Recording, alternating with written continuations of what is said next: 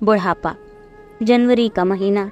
इस कड़कड़ाती सर्दी में कपड़ों के नाम पर फटे चिथड़े पहने हुए एक वृद्ध नई दिल्ली रेलवे स्टेशन पर एल्यूमिनियम का कटोरा हाथ में थामे हुए गाना गाते हुए भीख मांग रहा था। जवानी तेरा बोलबाला, बुढ़ापे तेरा मुंह काला, जवानी तेरा बोलबाला। पेट की खातिर वह वृद्ध यात्रियों को अपनी ओर आकर्षित करने की लालसा और पैसे की आशा में कभी कभी अपनी जवानी को याद करते हुए इधर उधर हाथ मटकाते हुए घूम भी जाता था। इस तरह के हाव भाव से वह यात्रियों का मनोरंजन भी कर रहा था। कुछ लोग चवन्नी अठन्नी कटोरे में डालकर चले जाते और कुछ लोग उसे अपने घेरे में लेकर खीसे निपोड़ते हुए मनोरंजन कर रहे थे। कुछ लोग उस वृद्ध की तरफ देखकर मुस्कुरा कर कहते, देखो बुढ़े को बुढ़ापे में भी जवानी आ रही है, डिस्को डांस कर रहा है। दूसरा कहता, क्यों रे, जब जवानी का इतना भूत तेरे ऊपर सवार है तो कोई काम क्यों नहीं कर लेता? भीख मांगते शर्म नहीं आती तुझको? बुढ़ा मजबूरी में सबकी खरी खोटी सुन लेता और मुस्कुरा देता। कौन जाने उस बेचारे पर क्या गुजरी है और किन मजबूरियों में आज वह भीख मांगकर अपने जीवन के अंतिम बोझ को ढो रहा है। बुढ़ा सभी के इन तीखे प्रहारों को सहन करते हुए कटोरी की तरफ निगाह करके सोच रहा था कि 3 रुपए तो ऊपर वाले ने दे दिए हैं, 2 रुपए की और ऊपर वाला और कृपा कर दे तो दाल चावल खाकर अपने वही पुराने फुटपाथ पर सोया जाए जहां पर उसके और चिथड़े कपड़े पड़े हुए हैं। तभी पुलिस वालों की तेज आवाज और गालियों ने उसका ध्यान तोड़ दिया। क्यों रे बुढ़े, तुझसे कल भी मना किया था कि इस स्टेशन पर दिखाई न पड़ना, भीख मांगना कानूनी अपराध है, फिर भी तो नहीं माना हरामजादे। चल अभी तुझे हवालात में बंद किए देता हूँ, जब हवालात की हवा खानी पड़ेगी तो समझ में आ जाएगा कि भीख मांगना कानूनी अपराध ही नहीं जुर्म भी है। अरे भाई, गालियाँ क्यों देते हो, कुछ उम्र का भी तो ख्याल करो। आप पुलिस वाले हो तो क्या हुआ, मेरा बेटा भी तो पुलिस अफसर है। बुढ़े ने यह सब एक सांस में कह दिया। हा हा हा, पुलिस अफसर का बाप है, कहता है मेरी उम्र का ख्याल करो। जब उम्र का इतना ही ख्याल है तो भीख क्यों मांगता है? चल अभी पुलिस अफसर का बाप बनने का नशा उतार देते हैं तेरे ऊपर से। शराबी कहीं का, शराब पीते ही पुलिस अफसर का बाप समझने लगा अपने आप को। यह बड़बड़ाते हुए बुढ़े को धक्का मारते हुए ले आए कोतवाली में। दीवान जी साहब कहाँ हैं? यह बुढ़ा बार बार मना करने पर भी रेलवे स्टेशन पर भीख मांगता है। साहब के आदेश हैं कि शहर में कोई भिखारी भीख मांगता हुआ ना दिखाई पड़े। यह कहता है कि पुलिस अफसर का बाप है। साहब तो घर जा चुके हैं, फिलहाल इसे हवालात में बंद कर दो, सुबह साहब के सामने पेश करेंगे और हवलदार से कह दो कड़ी निगरानी रखे इसके ऊपर, कहीं निकल कर भाग न जाए। बुढ़ा बड़ा खुसट दिखाई पड़ता है। रात भर बेचारा बुढ़ा अपने बुढ़ापे को कोसता रहा, मारे भूख के नींद भी नहीं आई। जो कुछ पैसे भीख में मिले थे वह पुलिस वालों ने हड़प लिए। रात भर अपनी जवानी के सपनों में खोया रहा। क्या जमाना था, जो चाहता था वह कर लेता था, जो मन में आता था वह खाता था, जहाँ चाहता था वहाँ सोता था। सब लोग इज्जत करते थे, सम्मान देते थे, बच्चे भी प्यार करते थे। क्या इज्जत थी जवानी में मेरी? बुढ़ापा तो नर्क है। आखिर बुढ़ापा आने से पहले ही व्यक्ति को भगवान उठा क्यों नहीं लेता? क्यों उसे दर दर की ठोकरें खानी पड़ती हैं? जवानी बुढ़ापे में कितना अंतर होता है? उतना अंतर जितना कि जमीन और आसमान में होता है, स्वर्ग नर्क में होता है। फिर वह वृद्ध यह सब सपने देखते देखते फिर वही पंक्ति गाने लगा। जवानी तेरा बोलबाला, बुढ़ापे तेरा मुंह काला। सिपाही की तेज आवाज ने पुनः बुढ़े के स्वप्न संसार को उजाड़ दिया। क्यों रे, अब भी होश में नहीं आया? रात भर हवालात में बंद रहा, फिर भी तुझे जवानी याद आ रही है? चल साहब के सामने, साहब आ गए हैं। साहब, यह वही बुढ़ा है जो हम सबकी नाक में दम किए हुए है। बार बार मना करने पर भी बाज नहीं आता है, निगाह बचते ही आ जाता है स्टेशन पर और भीख मांगकर कानून का उल्लंघन करता है। पुलिस इंस्पेक्टर श्री सिंह ने बड़े गौर से उस वृद्ध की तरफ निहारा और बीते दिनों की याद में खो गए। सोचने लगे कि अगर पिताजी जीवित होते तो उनकी लगभग यही उम्र होती। तब मैं उनकी खूब सेवा करता, खूब इज्जत करता, उनकी मान मर्यादा का पूरा ख्याल रखता। लेकिन मेरे भाग्य में पिता का प्यार था ही कहाँ।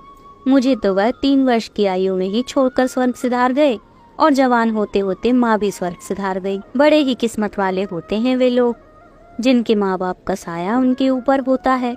सोचते सोचते इंस्पेक्टर सिंह की आंखें गीली हो गईं। रुमाल से आंसू पोंछते हुए वह उस वृद्ध से बोले, क्या नाम है अंकल आपका? आप कहाँ के रहने वाले हैं? आप जानते नहीं कि भीख मांगना एक कानूनी अपराध है और कमिश्नर साहब के सख्त आदेश हैं कि शहर में कोई भी व्यक्ति भीख मांगता ना दिखाई पड़े। फिर भी आप भीख क्यों मांगते हैं? यह इंस्पेक्टर सिंह एक ही सांस में कह गए। इन सम्मानित शब्दों को सुनकर वृद्ध के आश्चर्य का ठिकाना ना रहा। एक पुलिस इंस्पेक्टर कुर्सी पर सामने बैठाकर इज्जत से बात कर रहा है। यह देखकर वृद्ध का हृदय गदगद हो गया और अनायास ही उसके मुंह से निकल गया, क्या बताऊं बेटा? ओह, गलती हो गई साहब, मैं आपको बेटा कह गया। मुझे माफ़ कर दीजिए, मेरा कोई बेटा इस संसार में नहीं है। मेरा अपना कोई नहीं है, सब स्वार्थी हैं, सब मतलबी हैं। दुनिया स्वार्थमय है इंस्पेक्टर साहब, और आपका कानून भी भीख मांगने की अनुमति नहीं देता है। यह कहकर बुढ़ा फपक फपक कर रो पड़ा। नहीं नहीं अंकल, आप बिल्कुल मत घबराइए, आप मेरे पिताजी के समान हैं। आपने बेटा कहकर कोई गलत काम नहीं किया, बल्कि आपका बेटा कहना ही मेरे लिए सौभाग्य की बात है। अब आप अपने बारे में बताइए, जो मैंने आपसे पूछा है। इंस्पेक्टर बोला, क्या बताऊं बेटा, जब तुम इतने प्यार और सम्मान से पूछ ही रहे हो तो बता देता हूँ, वरना इस दुनिया का खून सफ़ेद हो चुका है। कुछ भी बताने से फ़ायदा नहीं है। मेरा नाम राम भरोसे है, मथुरा का रहने वाला हूँ। 40 वर्ष पहले मैं भी तुम्हारी तरह जवान था। मेहनत और खून पसीने की कमाई से अपना व अपने बच्चों का पेट पालता था। 2 बेटे व पत्नी का छोटा सा परिवार था मेरा। दिन भर व रात भर उसी धुन में लगा रहता कि ये दोनों बेटे पढ़ेंगे लिखेंगे, बड़े होकर मेरा सभी दुख दर्द दूर कर देंगे। ऐसा सोचकर मैं अपना सब कुछ न्यौछावर कर दोनों बेटों को पढ़ाने लिखाने में जुट गया। सोचा था कि जब ये बड़े अफसर बन जाएंगे तब क्या कमी रहेगी मेरे लिए। भरी जवानी में आराम न सही तो बुढ़ापे में तो आराम मिलेगा ही। बस इसी आशा में अपने शरीर की हड्डियों को पीसता रहा, खून पसीना बहाता रहा। बड़ी बड़ी मुसीबतें आईं जिनका बहादुरी से सामना किया। कई दिन भूखों रहना पड़ा, किंतु बच्चों को पता न चलने दिया कि किन हालातों में उनको पाल पोस रहा हूँ। खुद नहीं खाया किंतु बेटों को खिलाया। खुद कपड़े नहीं पहने लेकिन बेटों को कपड़े पहनाए। दिन रात मेहनत करके बच्चों को पढ़ाया। दोनों बेटे बड़े हुए। भगवान ने मेरी प्रार्थना सुन ली। मेरा बड़ा बेटा पुलिस अधिकारी हो गया। मेरी खुशी का ठिकाना न रहा। मन ही मन भगवान का आभार व्यक्त किया कि हे ईश्वर, तूने मेरे परिश्रम को सफल कर दिया। इसी बीच मेरी पत्नी भी मेरा साथ छोड़ गई। बस इसी में मेरा शरीर आधा हो गया। अब उतनी मेहनत नहीं कर पाया। कुछ बुढ़ापे के हाथ भी मेरी ओर बढ़ रहे थे।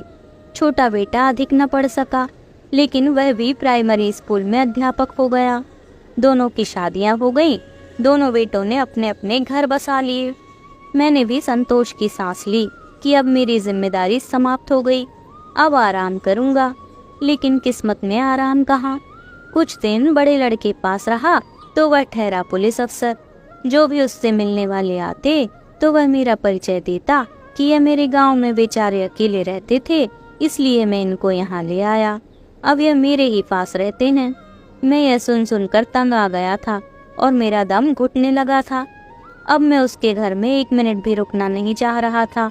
सो परेशान होकर छोटे बेटे के पास आ गया।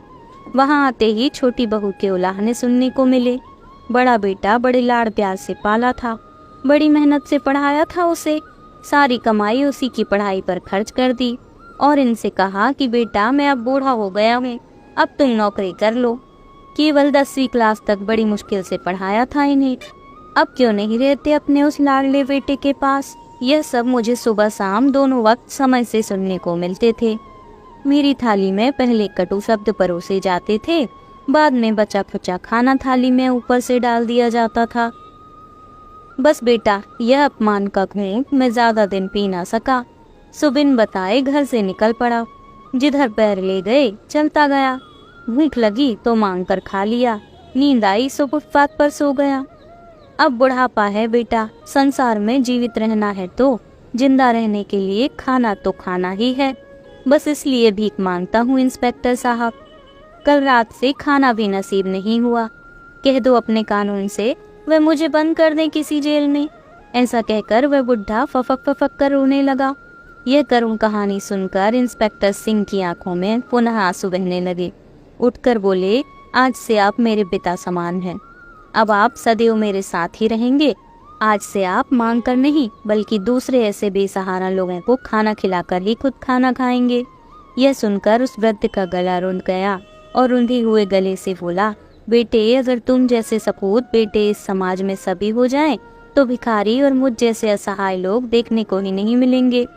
फिर किसी पुलिस वाले को किसी भिखारी को हवालात में बंद नहीं करना पड़ेगा। यह बुढ़ापा एक अभिशाप न बनकर वरदान बन जाएगा। मेरे बेटे, आज के वर्तमान युग में तुम जैसे सपूत बेटों की ही आवश्यकता है। धन्य है तेरे माता पिता जिन्होंने तुम जैसे सपूत को जन्म दिया है। ऐसा कहकर इंस्पेक्टर व वृद्ध दोनों गले मिलकर रोने लगे। यह दृश्य देखकर अन्य पुलिस वालों की आंखें भी डबडबा गईं।